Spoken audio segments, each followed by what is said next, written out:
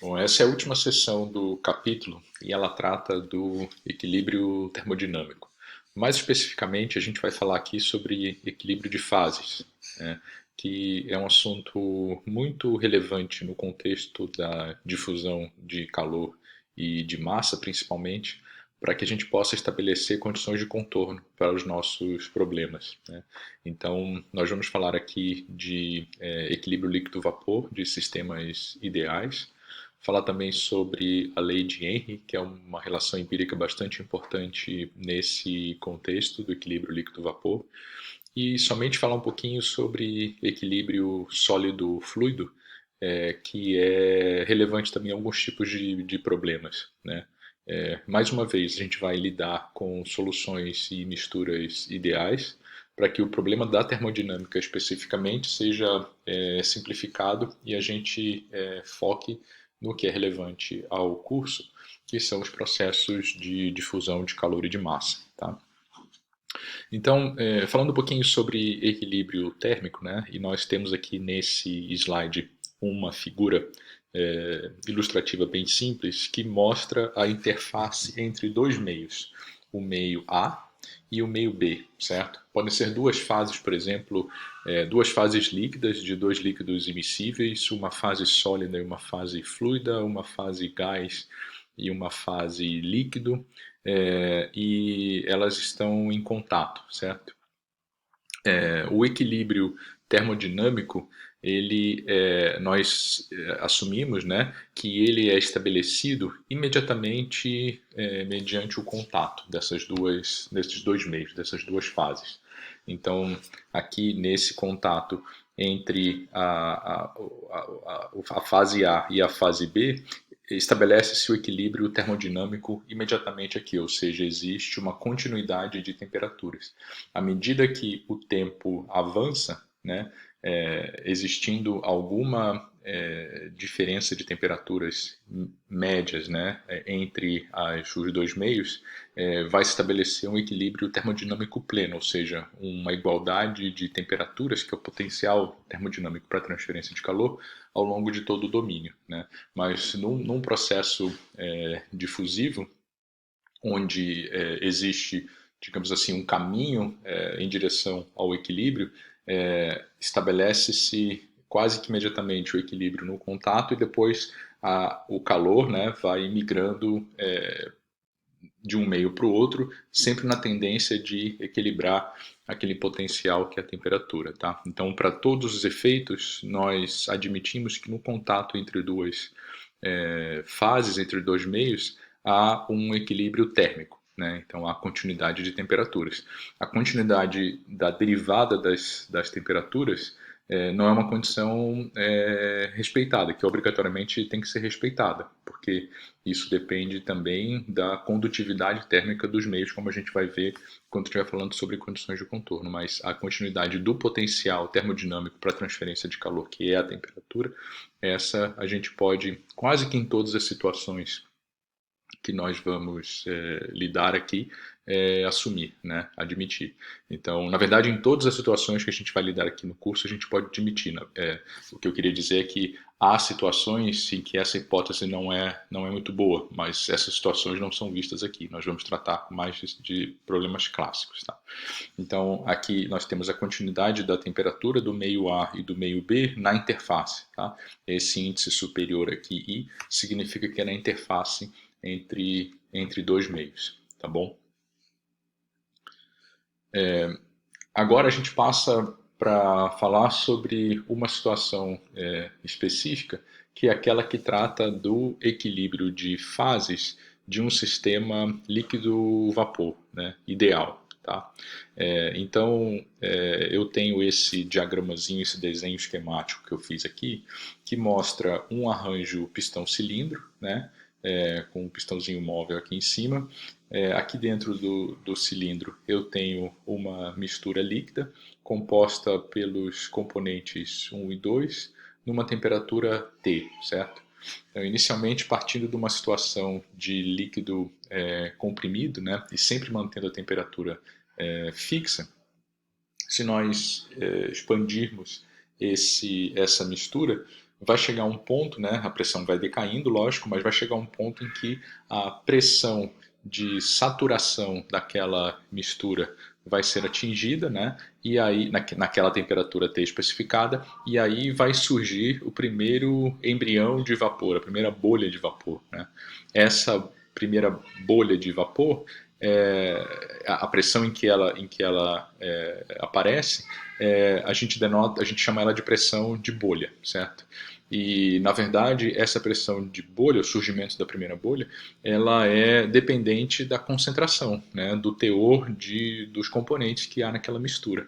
Então, se eu tenho mais do componente 1, por exemplo, né, em termos de fração mássica, fração molar, etc., a pressão de ponto de bolha ela vai se parecer mais com a pressão de ponto de bolha do componente 1 puro, né? E vice-versa. Se eu tiver muito mais do componente 2, só um pouquinho do componente 1, a pressão de ponto de bolha, a pressão em que a primeira bolinha vai surgir, vai se parecer mais com a pressão de saturação do componente 2 puro naquela temperatura, certo? Então, nós podemos plotar, digamos assim, né, um diagrama em que eu vario a composição, né, a fração molar, por exemplo, dos componentes, e ploto a pressão em que surgiu a primeira bolha, certo? Então, na verdade, isso seria o comportamento da pressão de bolha em função da fração molar para uma dada temperatura, né? Tá? Que é mais ou menos o que a gente está mostrando nesse diagrama aqui. Então, já vou explicar ali um pouquinho mais à frente, mas esse é o problema, né? A expansão do sistema, aparece a primeira bolha e se, né, o sistema se comporta de uma maneira ideal, né, se essa mistura é uma mistura ideal, aquela pressão de bolha ela vai ser uma média ponderada, né, pelas frações molares das pressões de saturação, né, dos componentes puros na temperatura do sistema, certo? A gente volta a falar daquela lógica, digamos, né? Se o sistema é ideal, é como se um componente não estivesse enxergando o outro, certo? Então, ele vai se comportar independente do que está acontecendo com o outro componente. Então, nada mais justo, digamos assim, nada mais lógico, né? Do que imaginar que seria uma média ponderada, tá? Pelas frações molares. Então, o que esse diagrama aqui mostra, né, em função, aqui eu tenho o xi, fração molar no eixo x, tá? Aqui a fração molar do eixo, no eixo x do componente 1 indo de zero nesse ponto aqui à esquerda, né, até a unidade, e a fração molar do componente 2 seguindo o sentido contrário. Ela é zero quando o x1 é igual a 1, né? E ela é 1 quando o x1 é igual a zero, certo? Então aqui, esses pontos específicos aqui, ó, né, quando o x1 é igual a 100%, eu tenho a pressão de saturação PS1, né, a pressão de saturação do componente 1. E quando eu tenho o componente 2 igual a 100%, eu tenho a pressão de saturação do componente 2. Então, essa linha verde mais sólida aqui, mais cheia, ela é exatamente essa interpolação linear entre a pressão de saturação do componente 2 e a pressão de saturação do componente 1. Tá? Então, esse é o comportamento do sistema idealizado. É lógico que num sistema real vai haver um desvio com relação a esse comportamento de interpolação linear simples, né? Por exemplo, num sistema real onde há uma interação entre as moléculas dos componentes, um potencial intermolecular, prevalecendo um potencial de repulsão, por exemplo, né? O que vai acontecer é que provavelmente quando eu começar a expandir, né, aquela mistura, né, a bolha vai surgir numa pressão maior. A primeira bolha vai surgir numa pressão maior, ou seja, eu não vou precisar despressurizar tanto, né, para que apareça a primeira bolha, certo? Prevalecendo forças de atração, o oposto acontece, ou seja, eu vou ter que criar, digamos assim, um vácuo maior, né, para que surja a primeira bolha, já que as moléculas têm a tendência, gostam de ficar mais uma próximas das outras, certo? Prevalecendo ali as forças de coesão entre as moléculas, tá? Tá ok? Então esse seria o comportamento da pressão de ponto de bolha, né? Como é que a gente calcula essa pressão, essas pressões de saturação, né, dos componentes individuais? Existem diversas formas, né? Existem programas, software em que a gente pode calcular isso, né? Eu vou passar um material para vocês, na verdade, disponibilizando nas nossas plataformas ali do curso, tabelas, né, para que vocês possam calcular. E existem programas tipo IS ou CoolProp ou o próprio RefProp que tem essas expressões de saturação, até tabelas de livro para substâncias simples como a água, alguns refrigerantes, alguns hidrocarbonetos. Isso tá disponível em livros de termodinâmica, certo?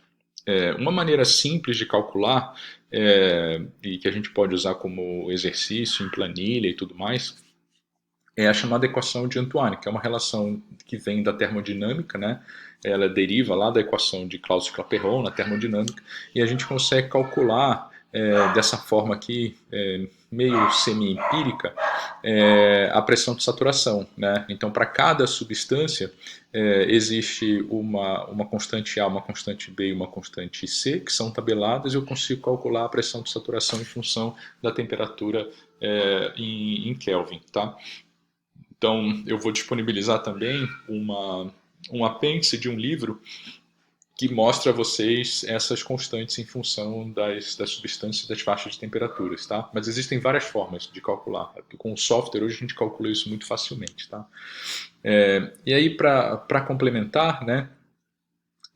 Então eu tenho lá pelo lado do líquido a interpolação linear da pressão de ponto de bolha, né, a partir das pressões individuais dos componentes, e imaginando que aquela primeira bolha que surge mediante a expansão seja um gás ideal, né, imaginando que ela seja um gás ideal, eu tenho que a pressão dentro dela, dentro daquela bolha, vai ser uma combinação das pressões parciais dos dois gases, certo? Do gás A e do gás B, né? Então a pressão, né, ela também pode ser escrita agora pelo lado do gás como a soma das pressões parciais, tá? Então é como se eu tivesse, né?